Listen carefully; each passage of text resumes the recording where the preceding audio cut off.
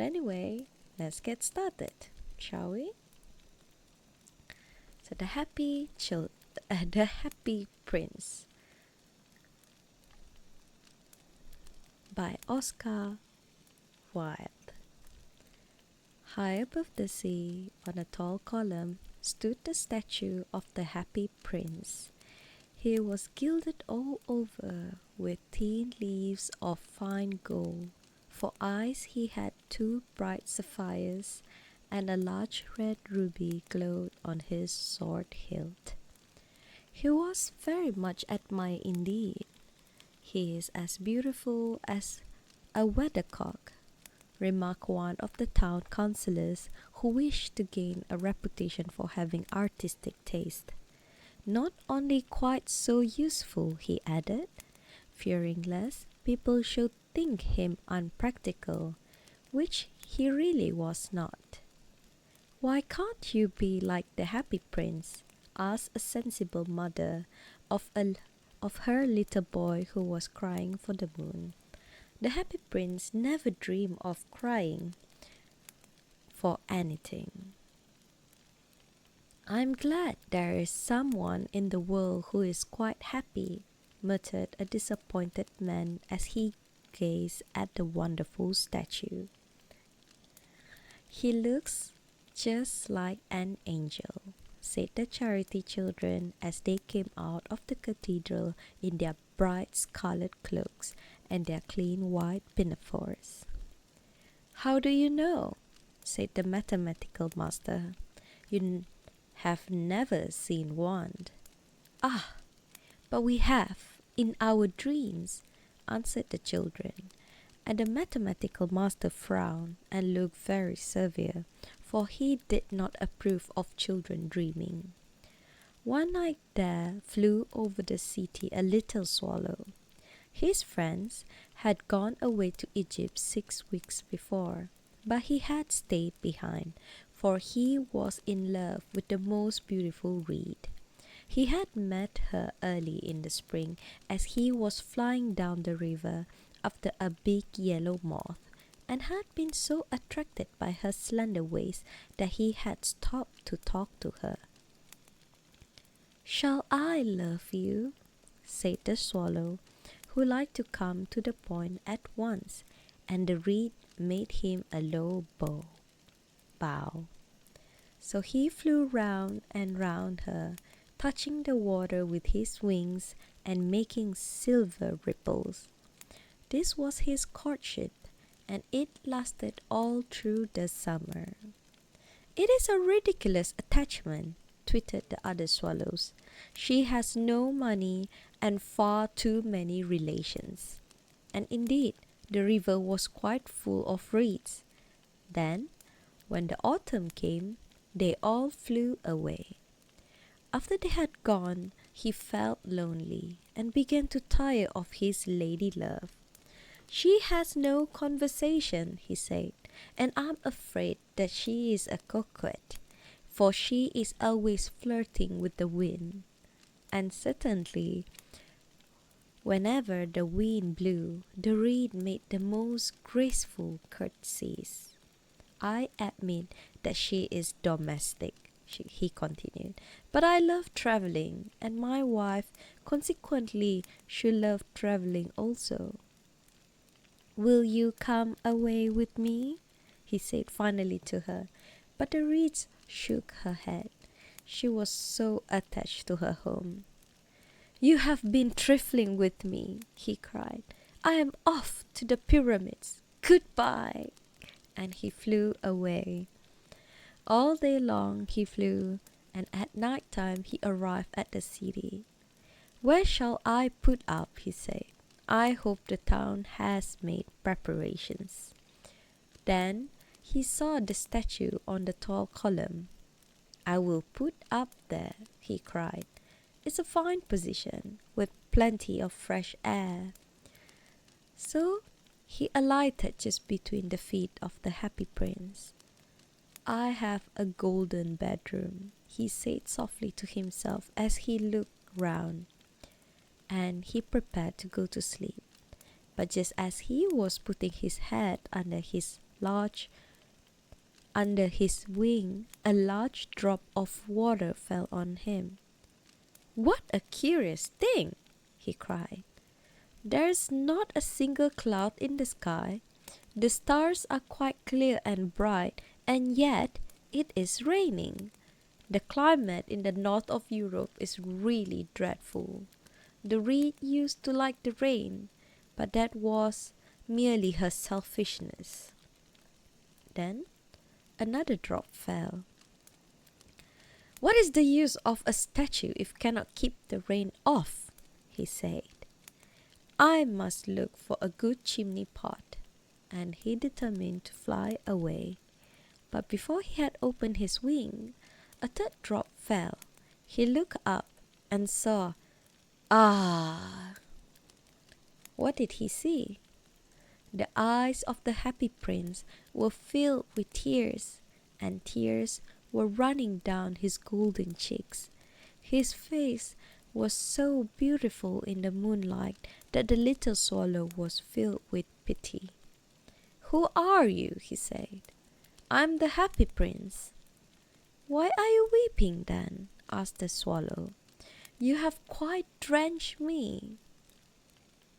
"When I was alive and had a human heart," answered the statue, "I did not know what tears were, for I lived in the palace of Sanssouci, where sorrow is not allowed to enter. In the daytime, I played with my companions in the garden, and in the evening I led the dance in the great hall. Round the garden ran a very lofty wall, but I never cared to ask what lay beyond it. Everything about me was so beautiful. My courtier called me the happy prince, and happy indeed I was, if pleasure be happiness. So I lived, and so I died, and now I'm dead. They have set me up here so high that I can see all the ugliness and all the misery of my city. And though my heart is made of lead, yet I cannot choose to weep." "What? Is he not solid gold?" said the swallow to himself. He was too polite to make any personal remarks out loud. "Far away," continued the statue in low musical voice, "far away in the little street there is a poor house. One of the windows is open, and through it I can see a woman seated at a table. Her face is thin and worn, and she has coarse, red hands all pricked by the needle, for she is a seamstress. She is embroidering passion flowers on a satin gown for the loveliest of the queen's maids of honor to wear at the next court ball. In a bed, in the corner of the room, her little boy is lying ill. He has fever and is asking for oranges. His mother has nothing to give him but river water, so he is crying. Swallow, swallow, my little swallow, will you not bring her the ruby out of my sword hilt? My feet are fastened to this pedestal, and I cannot move." "I am waited for in Egypt," said the swallow. "My friends are flying up and down the Nile, and talking to the large lotus flowers. Soon they will go to sleep in the tomb of the great king. The king in there himself in his painted coffin. He is wrapped in yellow linen and embalmed with spices. Round his neck is a chain of pale green jade, and his hands are like withered leaves." "Swallow, swallow, little swallow," said the prince, "will you not stay with me for one night and be my messenger? The boy is so thirsty, and the mother so sad." "I don't think I like boys," answered the swallows. "Last summer, when I was staying on the river, there were two rude boys, the miller's son, who were always throwing stones at me. They never hit me, of course. We swallows fly far too well for that. And besides, I come of a family famous for its agility, but still it was a mark of disrespect." But the happy prince looked so sad that the little swallow was sorry. "It's very cold here," he said, "but I will stay with you for one night and be your messenger." "Thank you, little swallow," said the prince. So the swallow picked out the great ruby from the prince's sword and flew away with it in his beak over the roofs of the town. He passed the cathedral tower, where the white marble angels were sculptured. He passed by the palace and heard the sound of dancing. A beautiful girl came out on the balcony with her lover. "How wonderful the stars are!" he said to her. "And how wonderful is the power of love! I hope my dress will be ready in time for the state ball," she answered. "I have ordered passion flowers to be embroidered on it, but the seamsters are so lazy." He passed over the river and saw the lanterns hanging to the mast of the ship. He passed over the ghetto and saw the old Jews bargaining with each other and weighing out money in copper scales. At last he came to the poor house and looked in. The boy was tossing feverishly on his bed, and the mother had fallen asleep. She was so tired. In he hopped and laid the great ruby on the table beside the woman thimble. Then he flew gently round the bed, fanning the boy's forehead with his wings. "How cool I feel," said the boy. "I must be getting better." And he sank into a delicious slumber. Then the swallow flew back to the happy prince and told him what he had done. "It is curious," he remarked, "but I feel quite warm now, although it is so cold." "That is because you have done a good action," said the prince. And the little swallow began to think, and then he fell asleep. Thinking always made him sleepy. When the day broke, he flew down to the river and had a bath. "What a remarkable phenomenon!" said the professor of ornithology as he was passing over the bridge. "A swallow in winter!" And he wrote a long letter about it to the local newspaper. Everyone quoted it. It was full of so many words that they could not understand. "Tonight I will go to Egypt," said the swallow. And he was in high spirit in the prospect. He visited all the public monuments and sat a long time on the top of the church steeple. Wherever he went, the sparrows chirped and said to each other, "What a distinguished stranger!" So he enjoyed himself very much. When the moon rose, he flew back to the happy prince. "Have you any commission for Egypt?" he cried. "I'm just starting." "Swallow, swallow, little swallow," said the prince, "will you not stay with me one night longer?" "I am waited for in Egypt," answered the swallow. "Tomorrow my friends will fly up to the second cataract. The river horse couches there among the bulrushes, and on the great granite stone sits the god Memnon. All night long he watches the stars, and when the morning star shines, he utters one cry of joy, and then he is silent. At noon, the yellow lions come down to the water edge to drink. They have eyes like green beryls, and their roar is louder than the roar of the cataract."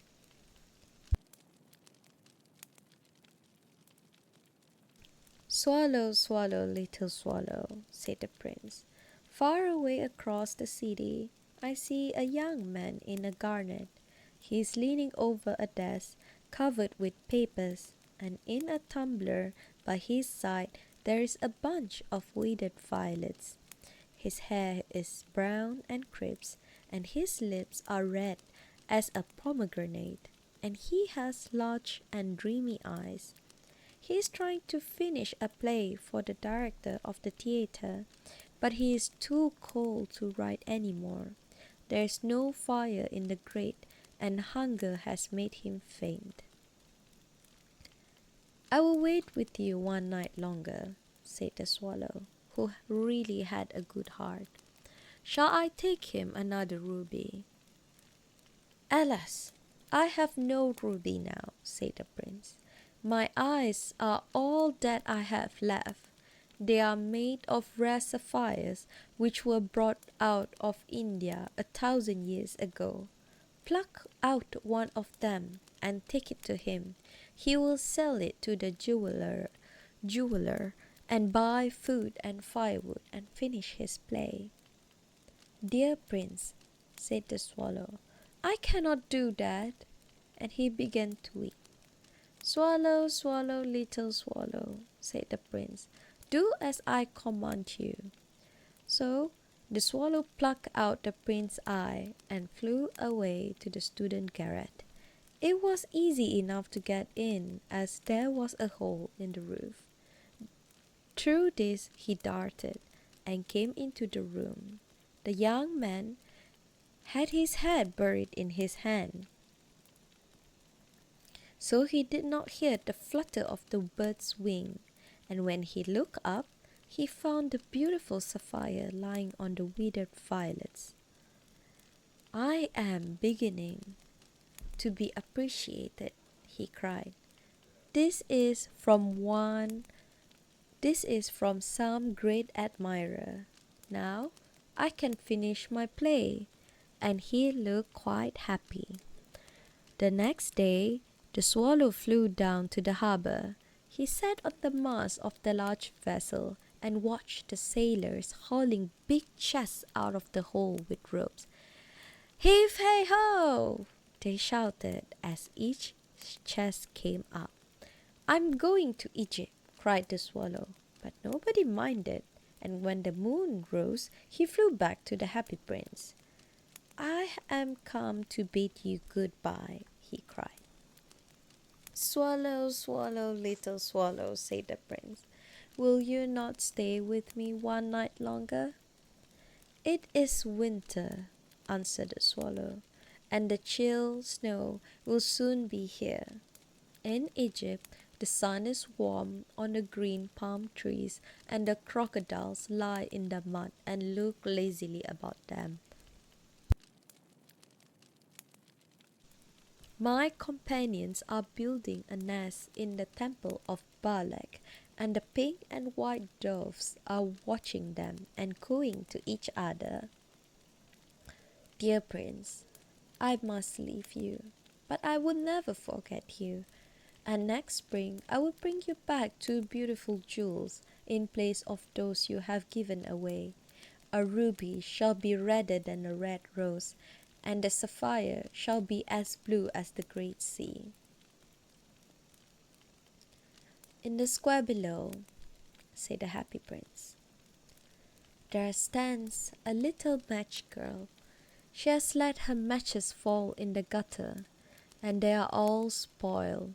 Her father will beat her if she does not bring home some money, and she is crying. She has no shoes or stockings, and her little head is bare.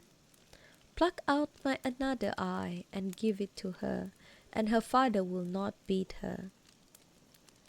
"I will stay with you one night longer," said the swallow, "but I cannot pluck out your eye.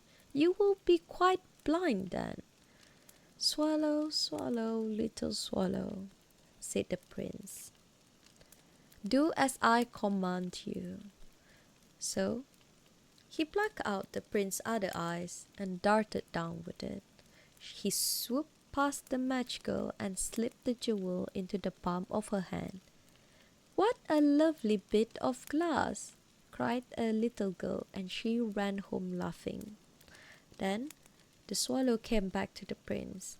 "You are blind now," he said, "so I will stay with you always." "No, little swallow," said the poor prince, "you must go away to Egypt." "I will stay with you always," said the swallow, and he slept at the prince's feet. The next day, all the next day, he sat on the prince's shoulder and told him stories of what he had seen in strange lands. He told him of the red ibis who stand in long rows on the banks of the Nile and catch goldfish in the beaks, of the Sphinx, who is as old as the world itself and lives in the desert, and knows everything, of the merchants who walk slowly by the side of their camels and carry amber beads in their hand, of the kings of the mountains of the moon, who is as black as ebony and worships a large crystal, of the great green snake that sleeps in a palm tree and has 20 priests to feed it with honey cakes, and of the pygmies who sail over a big lake on large flat leaves and are always at war with the butterflies. "Dear little swallow," said the prince, "you tell me of marvelous things, but more marvelous than anything is the suffering of man and of woman. There is no mystery so great as misery. Fly over my city, little swallow, and tell me what you see there." So the swallow flew over the great city and saw the rich making merry in their beautiful houses, while the beggars were sitting at the gate. He flew into dark lanes and saw the white faces of starving children looking out listlessly at the black street. Under the archway of the bridge, two little boys were lying on one another's arm to try and keep themselves warm. "How hungry we were! How hungry we are!" they said. "You must not lie here," shouted the watchman, and they wandered out into the rain. Then he flew back and told the prince what he had seen. "I'm covered with fine gold," said the prince. "You must take it off, leaf by leaf, and give it to my poor. The living always think that gold can make them happy." Leaf after leaf of the fine gold the swallow picked off, till the happy prince looked quite dull and grey. Leaf after leaf of the fine gold he brought to the poor, and the children's faces grew rosier, and they laughed and played games in the street. "We have bread now," they cried. Then the snow came, and after the snow came the frost. The streets looked as if they were made of silver. They were so bright and glistening. Long icicles like crystal daggers hung down from the eaves of the houses. Everybody went about in furs, and the little boy wore scarlet caps and skated on the ice. The poor little swallow grew colder and colder, but he would not leave the prince. He loved him too well. He picked up crumbs outside the baker door when the baker was not looking, and tried to keep himself warm by flapping his wings. But at last he knew that he was going to die.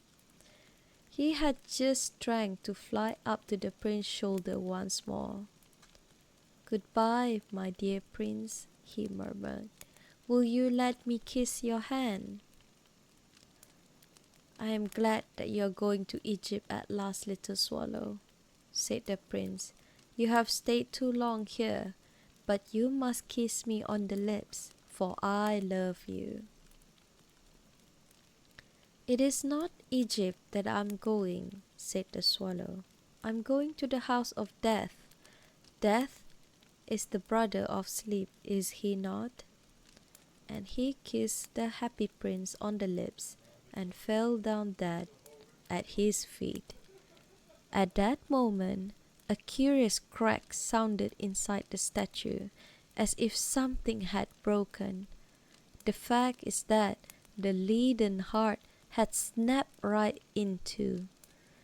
It certainly was a dreadfully hard frost. Early the next morning, the mayor was walking in the square below in the company with the town councillors. As they passed the column, he looked up at the statue. "Dear me, how shabby the Happy Prince look," he said. "How shabby indeed," cried the town councillors, who always agreed with the mayor, and they went up to look at it. "The ruby has fallen out of his sword, his eyes are gone, and he is golden no longer," said the mayor. "In fact, he is little better than a beggar." "A little better than a beggar," said the town council. "And here is actually a dead bird at his feet," continued the mayor. "We must really issue a proclamation that birds are not to be allowed to die here." And the town clerk made a note of the suggestion. So they pulled down the statue of the Happy Prince. As he is no longer beautiful, he is no longer useful, said the art professor at the university. Then they melted the statue in a furnace, and the mayor held a meeting of the corporation to decide what was to be done with the metal. "We must have another statue, of course," he said, "and it shall be a statue of myself."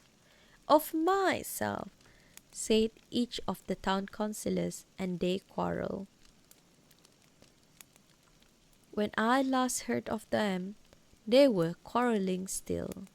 "What a strange thing," said the overseer of the workmen at the foundry. "This broken lead heart will not melt in the furnace.